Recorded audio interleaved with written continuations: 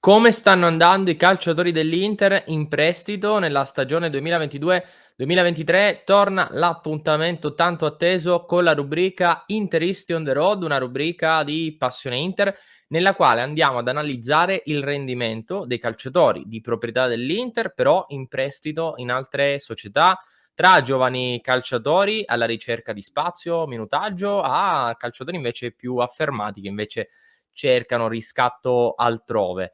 Amiche e amici di Passione Inter, ben ritrovati con questo nuovo appuntamento, rubrica esclusiva di Passione Inter. Andremo ad analizzare dunque come è andato questo primissimo scorcio di stagione sino alla sosta attualmente in corso delle nazionali. Dal prossimo weekend però si ritorna in campo, andiamo però a fare un mini bilancio di come sta andando l'esperienza dei tanti interisti in prestito, facendo un po' la media di quello che è stato il rendimento sino ad oggi. Prima di iniziare però vi ricordo che saremo in diretta questo pomeriggio su YouTube dalle 19:30, dunque vi ricordo di seguirci e di iscrivervi al canale per poter commentare durante la diretta. Vi ricordo anche che vi è la possibilità di entrare in diretta con noi tutti i giorni dalle 19:30 alle 20:30. Per farlo però dovete essere abbonati, dunque vi rimando al sito che trovate qui in basso, www.passioneinter.club. Sul sito www.passioneinter.club sarà possibile abbonarvi entrando a far parte del club di Passione Inter sulla nostro club di Discord, e insomma con tutti i nostri abbonati tra i tanti vantaggi vi è la possibilità di entrare in diretta, ma non solo. Andate sul sito, consultate tutti i vantaggi e le varie soluzioni per entrare a far parte del club di Passione Inter. Parliamo però del rendimento degli interisti in prestito con questo episodio speciale di Passione Inter. Iniziamo, vi mostro subito lo schermo con il primissimo calciatore che andiamo ad analizzare, si tratta di Franco Carboni. Ha giocato fin troppo poco in realtà in questo inizio di stagione con la maglia del Cagliari, solamente 2 presenze, di cui solo una dal primo minuto, media voto pari a 6, però ancora veramente pochi minuti per poterlo giudicare. Parliamo di un terzino sinistro argentino, figlio d'arte fra l'altro, e fratello di Valentin Carboni, altro grande talento del settore giovanile dell'Inter, ancora però poco spazio per lui. Passiamo a Gaetano Oristanio, qui parliamo di un mezzala, trequartista, giocatore molto talentuoso, classe 2002, prestazioni però appena sufficienti. Per il secondo anno di fila in prestito al Volendam, squadra che lo scorso anno aveva ottenuto, centrato la promozione in Eredivisie, quest'anno sta faticando, si ritrova a cavallo tra zona retrocessione e zona salvezza e non sta andando benissimo Ristanio, ci aspettiamo sempre qualcosa in più conoscendo i grandi mezzi tecnici, avendolo osservato da vicino nella primavera dell'Inter. Può sicuramente migliorare. Sebastiano Esposito, 6,5 come media voto, sta giocando tanto, sta giocando parecchio. Quello che viene considerato forse come il talento più luminoso, quello che si è più affermato ecco, negli ultimi anni. Lo scorso anno al Basilea aveva fatto benino, poi era stato fermato da un infortunio. Quest'anno sta trovando tanto spazio e questo è positivo. Ha trovato però la prima rete solamente nella penultima giornata di campionato appena trascorsa, quindi solo un gol fino a questo momento. Va detto anche che l'Anderlecht stranamente ha iniziato male la stagione, si ritrova a metà classifica, tante difficoltà. L'aspetto positivo è che sta giocando tanto, si è sbloccato e questo insomma non può che far bene a Sebastiano Esposito, con la speranza che possa salire ulteriormente di livello, perché anche qui il talento c'è, la qualità c'è pure. Serve solamente un po' più di esperienza. E all'Anderlecht, che è una squadra comunque storica, prestigiosa, di grande fama in Europa, soprattutto per la capacità di lanciare giovani calciatori, ecco, tra cui ad esempio Romelu Lukaku, che è venuto fuori dal settore giovanile dell'Anderlecht, chissà che non sia di buon auspicio per Seba Esposito.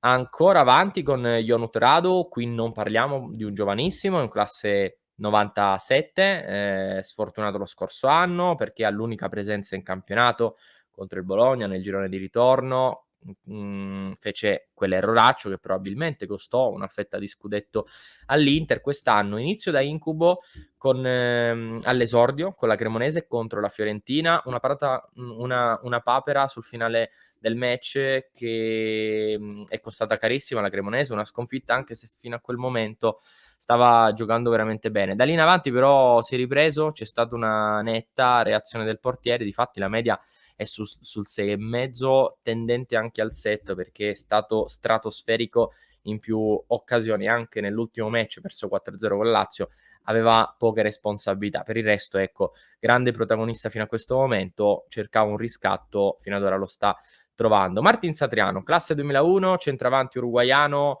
l'Inter punta tantissimo su questo ragazzo che piace parecchio a Simone Inzaghi. Lo scorso anno, infatti, da gennaio a giugno andò al Brest, dove fece anche abbastanza bene in termini di gol.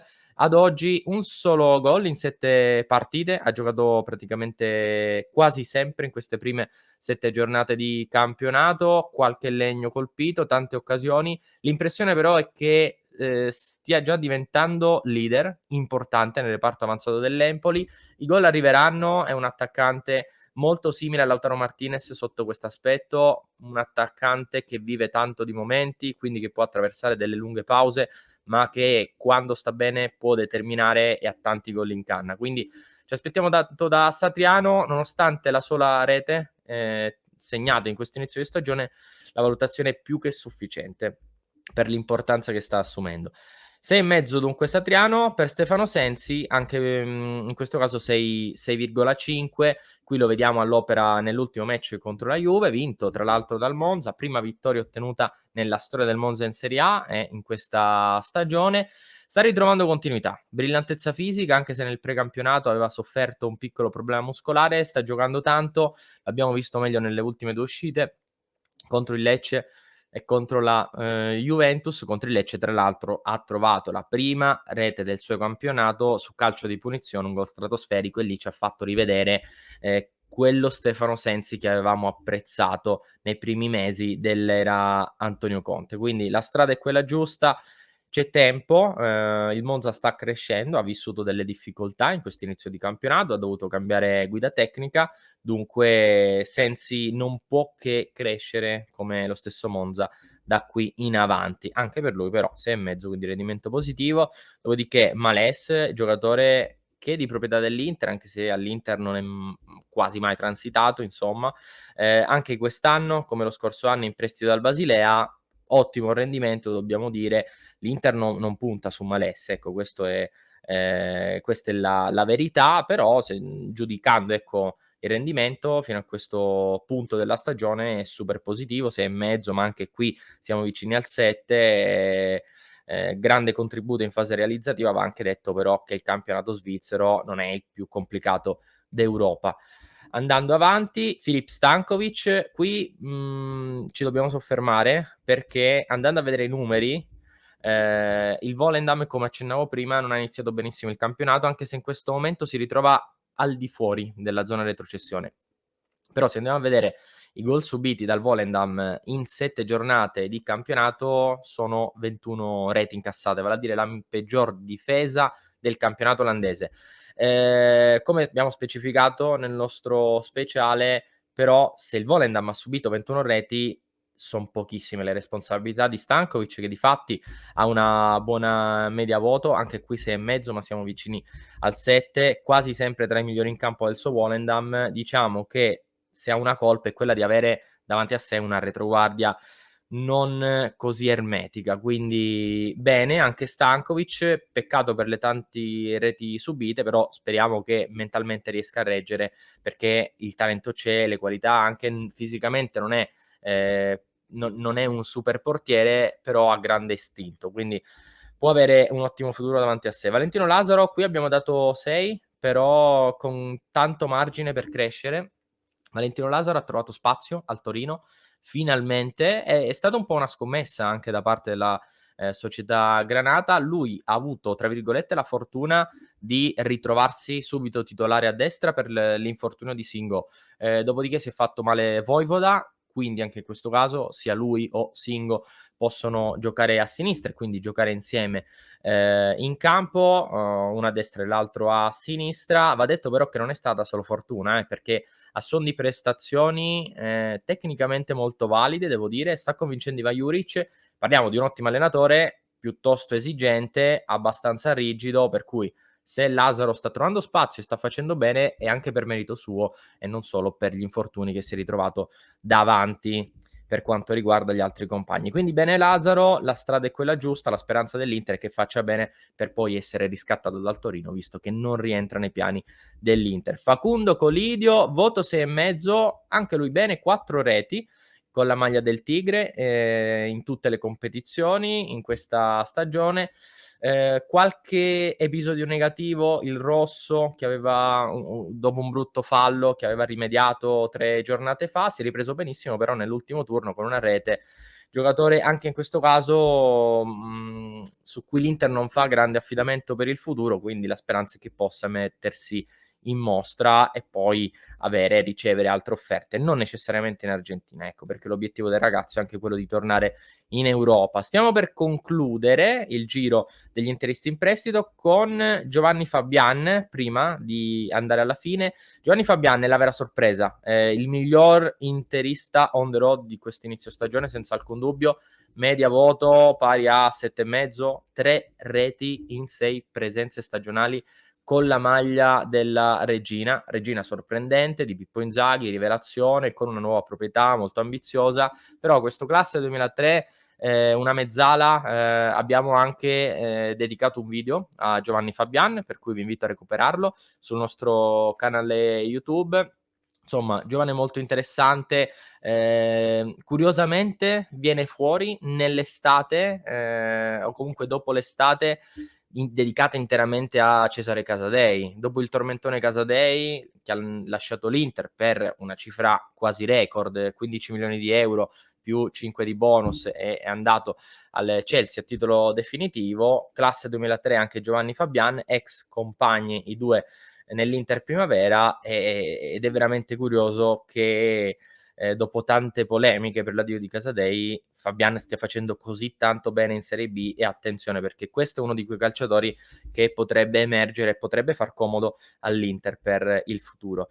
Chiudiamo il giro degli interisti in prestito con Samuele Mulattieri. Non sta giocando tantissimo, la media voto però non è neanche male, sta giocando più spezzoni che da titolare con il Frosinone. Lui è reduce dal prestito al Crotone, dove non fece male lo scorso anno, però subì un infortunio che gli diede dei problemi, soprattutto nel girone di ritorno. Quest'anno già 2 reti in 226 minuti giocati, quindi un gol ogni 113 minuti, media reti ottima. Deve trovare un po' più di spazio, per questo il voto è pari a 6, perché tante volte subentrato dalla panchina non ha fatto neanche bene, quindi facendo un po' una media il voto è 6 sino a questo momento.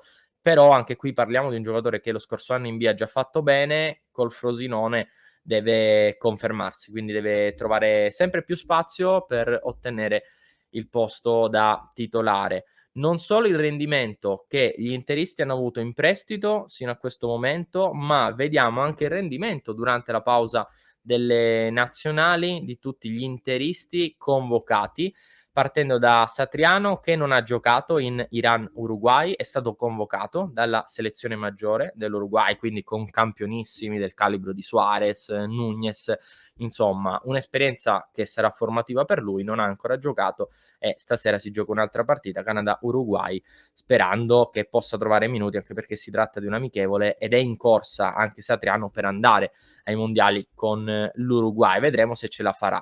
La buona notizia comunque che già sia stato convocato Esposito e Pirola. Ieri hanno giocato l'ultima partita, i due di questo ciclo, Esposito e Pirola.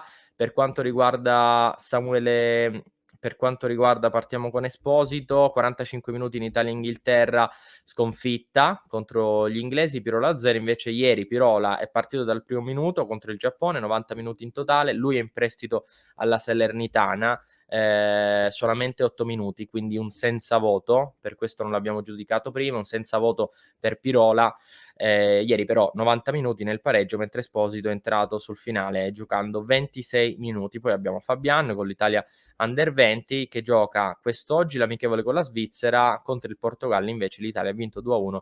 Fabian protagonista di una buona partita, ha giocato 90 minuti. Jonut Radu anche lui ha giocato 2 partite di Nations League, 1-1 con la Finlandia, mentre ieri la sua Romania ha stravinto sulla Bosnia di Edin Dzeko, 90 minuti anche per Radu.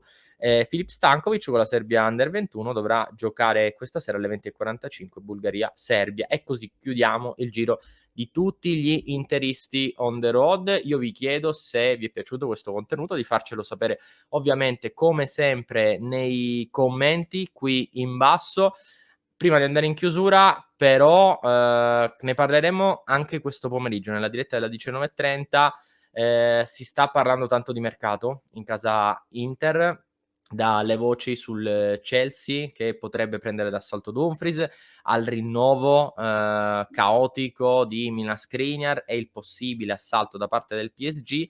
Ieri però ne abbiamo parlato nel contenuto che, per chi ci segue in podcast, vi lascio in descrizione. Per chi invece ci sta seguendo su YouTube ve lo lascio proprio qui, basta cliccare e lo recuperate. Noi ci vediamo dalle 19:30 in diretta questa sera. Ciao!